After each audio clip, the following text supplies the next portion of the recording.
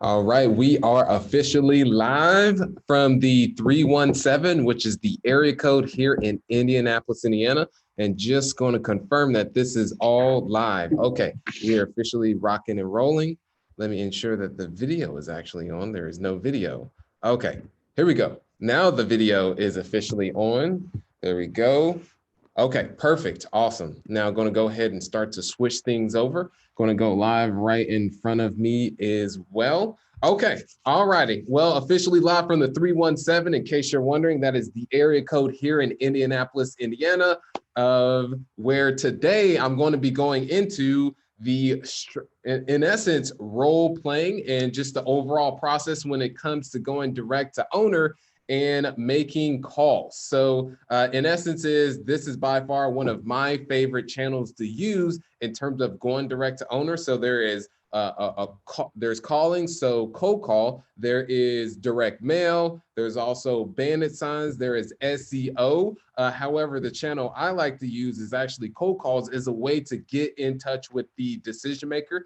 I have personally found that to be the most effective. So right now going to be going into just the overarching concept of how to role play and also how to ask the hard questions when you're speaking direct to a decision maker of a property. And those of you who are on here, go ahead and drop your comments below in terms of one, where you are from, and also would love to hear what channel do you use to acquire your deals, whether that's brokers or you're doing inbound, so SEO, meaning you're putting content up and then let's say pay-per-click, someone clicks on your ad and then they visit your website and then they fill out a form. Go ahead and comment below and what channel that you're using. Okay, we got several folks that are jumping in here. We got Tavares from Las Vegas. Love Las Vegas. Yeah, so let's go ahead and jump right into it. And those of you who are just now coming across me wondering who is this ball guy, name is Sterling White, buy and hold investor. Grew up in Indianapolis, Indiana, not so good parts of the city, where when you tend to drive through those neighborhoods where I grew up in, you would figure, in essence, you would roll your windows up and lock your doors. And fraternal twin brother, single mother, and of which grew up on food stamps, government assistance, and Section 8 housing. And so just through that whole entire experience, had to figure out a way to earn money in the legal sense, because there was, of course, tons of illegal activity that was going on. And in essence got started in real estate. This was 2009, where things were not going so well in the industry at that time, and then shifted to single family home investing, bought first deal 23 years old, 2013, with no money out of pocket, and then scaled up to 150 single families and now just own under 400 units in terms of the multifamily, and have exited out of all the single families. So that's a little context on myself. And as mentioned today, the main primary topic is going to be on how to make properly outbound calls in terms of really the channel that I love to use, because many people use this as well. And I just want to share my insights, and you can go ahead and comment below with any questions that you happen to have. Real estate. Thanks, Jessica, for joining. We got Jesus on here as well. We got quite a bit of people that are filtering in. Yenny, awesome. Let's jump right into it. One thing that I do want to mention just offhand is having a structure to your call. And it's whether even you're speaking with a broker or even a direct to owner, you're speaking with the seller of a property, or let's say the owner before they've actually been converted to a seller. And what I mean by structure of a call is, and this was one thing I learned from my mentor that was huge, was one, you have the greeting. Second, you have your reason for the call. Third, you have your fact finding and qualifying questions, and this is where you're able to get some good engagement. And then you go for the setting of the appointment, and then you go for locking down the appointment. Of course, that final stages, those final two parts, really depend on your actual sales process that you do have. But that's overall in terms of having a structure to a call, and that has helped me tremendously with knowing this, because for the longest time when I was making all the calls, I had no process in particular. I was primarily just, each and every call was different in itself, and having a structure just allowed it to be replicatable. And then now I've got people that I work with that work underneath me that do on the acquisition side.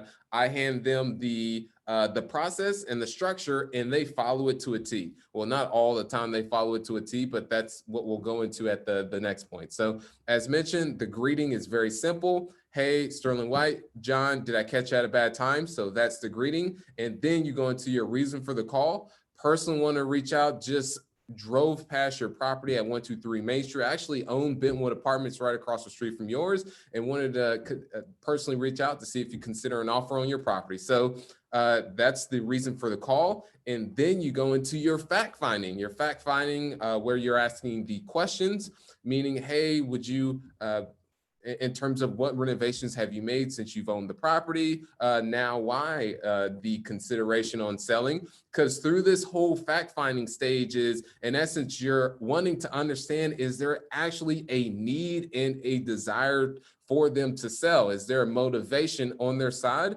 versus someone who wants top dollar in terms of for the purchase? Then it's not likely that's actually going to be a good fit for you purchasing it. So hey, great to see you, Marco.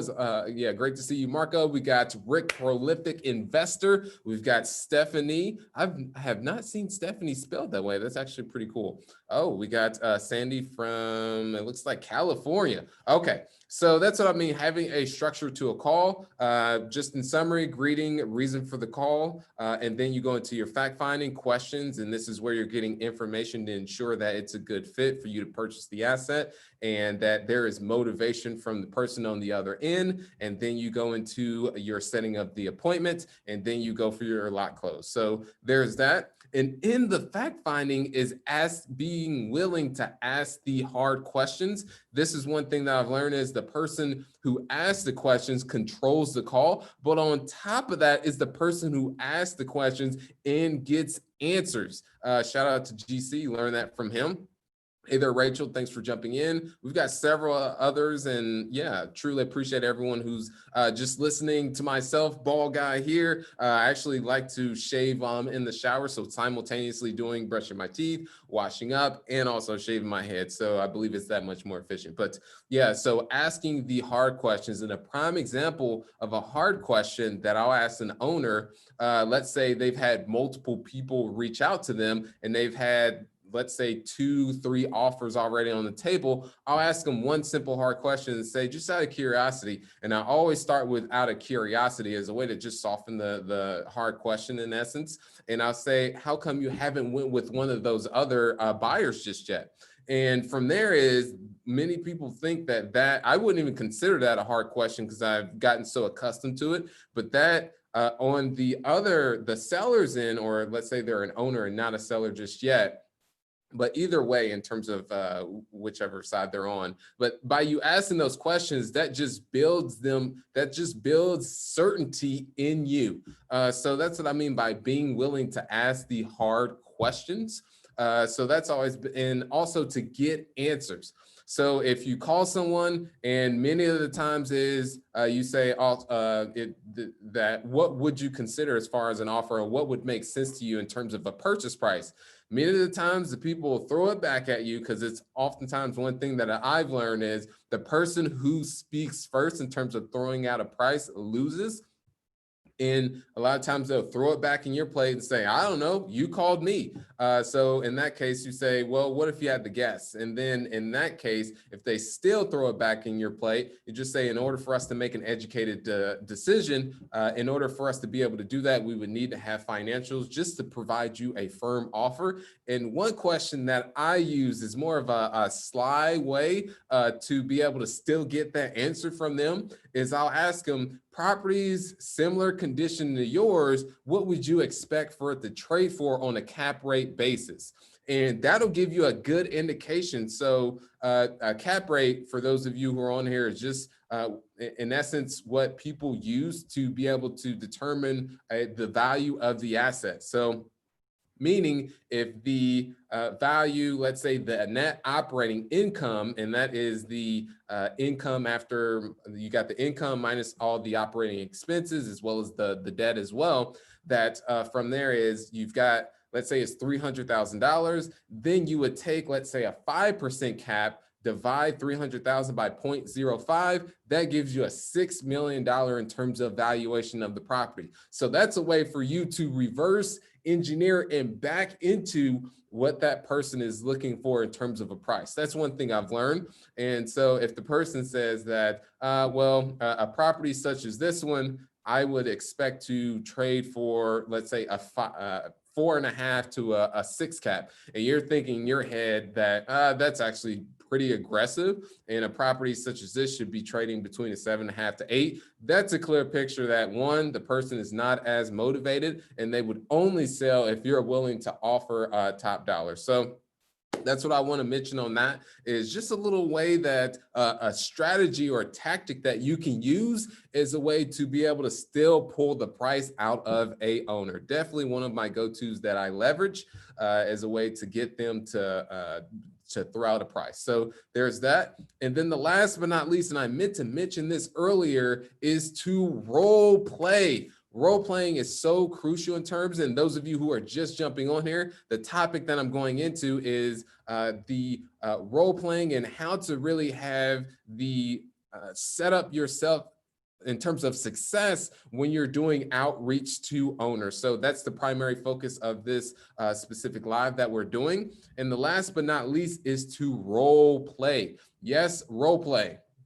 And what I mean by role play is, in essence, just what it is, and think of it as a sports team. Tom Brady, many of you guys who may not be a fan, I know he's on Tampa Bay, the Buccaneers right now, but formerly on the Patriots, that any sports team, they actually practice before they actually get onto the field. So it's the same thing with making versus practicing on the other opponent on the actual field. So this is the same thing with role playing, is when you're this is what I'll do with the team is, they will call me, and in essence, we're actually on a Zoom call, or let's say they're face-to-face with me, is we'll do it as if they're calling me. I'm the owner and they're the one that's calling me. So in essence, I will, if it doesn't go so well, let's say their tone's down, they don't have good energy, or let's say they make a mishap in terms of it just doesn't come out correctly, or that the person, and I'll also throw out objections. So the sample call could go anywhere, is they'll call me, they'll say ring, ring, ring, and I'll say, hey, John, how can I help you? And they'll go into the greeting on their side. And then a couple things, objections that I will throw out there is, one, not interested. So what is their rebuttal when someone says not interested? Hey, completely understand, John. I knew you were actually going to say that before I even called. Tell you what, give me 30 seconds. If you don't like what you hear, I'll hang up on myself. Sound fair? Awesome, completely awesome. And then you go right back into your fact finding, because that is, and this is one thing that I've learned about having a structure to a call, is by having a structure, that allows you, when someone bounces you off in terms of, let's say they throw out not interested, or call me back in a couple years, or call me back in a couple weeks, then you use the you overcome that objection, and then you get, and a lot of times these aren't really objections, they're just complaints. From that is, and people mainly just throw it out as a way just to get you off the phone. And then once that you overcome that, then you get back into your overall structure. So the person says not interested, hey, completely, or let's say, give me a call back in a couple weeks, done. Happy to do that. Let me ask you this while I got you on the phone. If we were able to offer you the right price, then would you be open to sell? So that's what I mean by just sticking to the whole entire process. It's a recipe. And by doing the roll call, not the roll calling, but the role playing, that allows you just to get in a good cadence. Because even through these role playing, if I will miss a day with one of our reps that's on the acquisition side, is I can see they, in essence, get a little rusty. And I can hear it because I actually record each and every one of their calls. And I say, hey, you skipped the step in the process. Or here, you should have dug a little bit deeper in terms of asking the question to really determine what their motivation is. And that has helped in terms of recording calls. That way, you're able to listen in addition to that, be able to always ongoing provide feedback to your team, and they can get that in real time, because many of the times people don't take a step back and listen to their calls. So you're able to come in from an altitude and really provide insight from a separate perspective. And many of the common things that I see in terms of just the calls is missing steps. So not going with the fact finding and just trying to go for setting the appointment and setting the appointment with me. Other ones is just getting stalled when someone throws out a, what do you call that, reactionary defense response when they say not interested, or call me back in a couple weeks, or call me back in a year. Sometimes that some people will say something ridiculous like that. So it's just sticking in your frame. And that's why by doing the constant role playing allows you to be able to stay on that cadence. And when someone throws one out at you, you're very Spock-like and you're able to just roll right on with it. So those are the biggest things that I've learned. And through all these, all the calls that I have personally acquired, 46 unit, 50 unit, 280 units, and 156 unit have all been starting with a cold call. And the thing is that I want to mention to you is this will not work at all if there is not consistency. If there's no consistency and you're only going to make 1 or 2 calls, first, many people don't even make that step and make the call. And then many people stop before the first, second, after the first or second attempt, not realizing that it takes between the 6 to 8 attempt just to get in contact with someone. So that's one thing is no matter what channel that you use, whether it's yellow letters, whether you're doing SEO pay-per-click and someone hits your site and they fill out a form and now you still have to look to get in touch with them if you didn't pick up the phone when they originally called you or after they filled out the form. So either way, whatever, or I say direct mail, I say cold call, bandit signs as well. If you're putting up signs, we buy houses or we buy apartments, that whichever channel that you use, consistency is going to be key. And if you're not consistent, then it's not going to work. And I'll give you a prime example. There was someone who reached out to me. This was most recently. And they said, yeah, I've tried the direct mail route and it just hasn't worked out for me. And I asked them, how many times did you send out the campaign? They said 1 time. Of course, there was no results from one in terms of sending out 1 campaign. You have to send it out multiple times.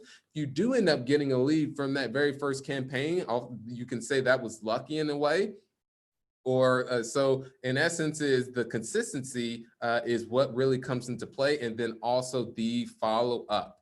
Because many times you'll get in touch with someone and let's say they're not interested then and there, then this is where it's all sales in a way. Even when you're buying, you're still selling. These are all the things that I've learned that I really just want to share with you all. And because I'll give you a prime example of the 80 unit that I acquired. This was in, I like to pronounce it Louisville, Kentucky, but it's actually Louisville, is that it took the 7th attempt just to get in contact with the decision maker on the property, which many people stop after. Well, many people don't even make the call. And then the second is that many people don't make it past the second call. I followed up 7 times just to get in contact. And then from there, and those of you who are on the Instagram, go ahead and hit those hearts as fast as you can. And those of you, of course, who are on the YouTube, it would mean the world to me. If you're not already subscribed on here, subscribe and hit that notification bell so you can be informed when I do drop these absolute bombs, and then also to like this as well. So, and where was I at? So, oh gosh, 80 units. So they weren't interested once I got in touch with them the 7th attempt. And then it took multiple follow-ups now just to now convert them from not, and it comes down to timing oftentimes as well, is that it took the additional 5 months of staying top of mind. And then I ended up catching them at the right time to where now they needed to actually sell the property. And by all that follow-up, building the relationship, building the rapport, because I didn't make it just about a transaction. And one thing I do want to mention, you guys, is I almost forgot, is this weekend I actually am doing a live webinar. Yes, that is live, on how to get started in multifamily, where I actually give case studies of deals I have put together as well. So we go really into the ins and outs and go into the trenches. This is how you find the deal. This is how you raise money from investors. This is how you structure it. This is how you ultimately sell it. So if you want those details, go ahead and slide into my DM, and that is direct message with a free training. So just going back to what I was mentioning is making it, when following up with the individual, is I was doing personal visits, visiting. So it was in Louisville. I'm here in Indianapolis, so it was just under 2 hours in terms of a drive. So I would drive out there and just sit down with them, and I would bring them coffee oftentimes. You can call it brown nosing, whatever you want to call it. And so I was able to build that relationship. And then when it came time to them actually selling, all the other people that actually attempted and actually got in touch with them and also expressed interest in purchasing the property and would have offered more than what we were willing to offer, that those people were off the table, and they actually dealt directly with myself and my partner. So that's what I mean, is really what gives you the upper hand is consistency, following up. That is by far one of the greatest secrets that I have learned myself, is it is all in the follow-up. If you don't get nothing else from all of my content that I push out there free, is I want you to get away that it's all sales. And second is the follow-up is the ultimate holy grail. And all these deals, that the 46 unit, the 50 unit, the 280 units, and 156 unit, all came from follow-up. There was one that was just under 2 years in terms of following up with that individual, had difficulties actually getting in touch with the decision makers, and had to go through multiple individuals. And this is another thing, is doing what others will not do. If you're having difficulty getting in contact with the decision maker, then that's a good indication that you want to dig a little bit more deeper, because many other people have experienced that same resistance as well. So if and this is what I have in the back of my head, if I feel that resistance, I know other people just say, well, let me move on to something that's easier. So that's why I'll take it a step above and beyond, to really dig to find who is that decision maker. I want to get in touch with them to at least have them hear my pitch that I want to purchase their property and that I am a closer. That's how sure you want to be. And by just, and at the end of the day, it takes multiple contacts and building out that pipeline. That way you're able to constantly just have multiple deals that are coming in. And let's say an owner is not interested in selling or not very motivated to sell at that present time. Let's say, yeah, if you give me an offer, I can't refuse. Or or I'd be willing to sell for the right price. Then that's a good indication they're not really a seller. And then that's when you would just move on to someone else who may have recently relocated, got in. There was one property that I actually walked in. This was on the single family side, but these are just some indications or triggers that you would listen for to determine someone is motivated. I walked into that house and it felt that the first level, the bathroom wasn't finished at all. There was flooring that was set out. One wall was painted while the other side wasn't painted. You go upstairs, it was the same way. Some flooring was installed while some painting was done, some wasn't completed. So in essence, that person actually ran out of cash to not be able to finish the remaining of the renovations on that property. They, in essence, they thought it would be easier than they anticipated, ran out of cash, and didn't have any more to get through what they initially had wanted to complete. And then now is they wouldn't be able to fully renovate it and push up those, increase the rent, and be able to get a tenant in place because they had no cash. So that was a key indication of being able to, being motivated, because they didn't know what to do with the property. So ended up buying it from them from a discount. They're out of it. They're out of the landlording business. So it was a win-win for both parties. So That's what I really want you guys to get away from this. And those of you who are just jumping on here, we're just primarily going over really qualifying real estate leads with the hard questions, because the hard questions and the fact finding really build your certainty from the seller's point of view. And also one thing that also helps, and I'm taking a more of a direction here too, is if you have credibility.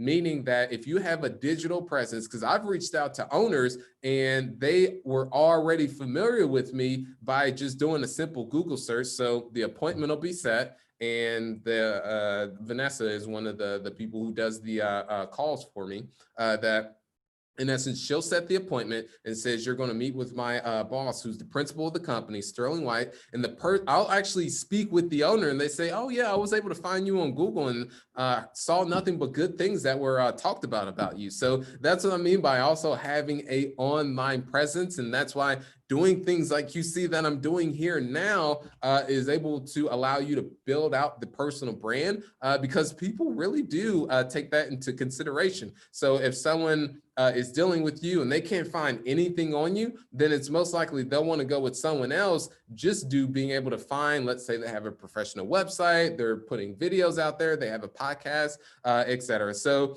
that's all in terms of for today. If there's any way I can be of value to you all that are on here, I so much appreciate you guys. And as I alluded to earlier, there is the how to get started in multifamily that I'll be doing this weekend. This was 3 weeks ago when I originally did it live. That there was just due to demand. Hey, Sterling, because we didn't record it for people to view it later during the week, so they had to catch it live. We'll be doing the same thing with this, so you'll definitely want to catch that, where we really go into the ins and outs of being able to put together syndications and really how to get started in multifamily. So enjoy you all so much. Keep having an awesome day. All right, perfect. All right, have a great one, everyone that's in front of me on the YouTube. All right.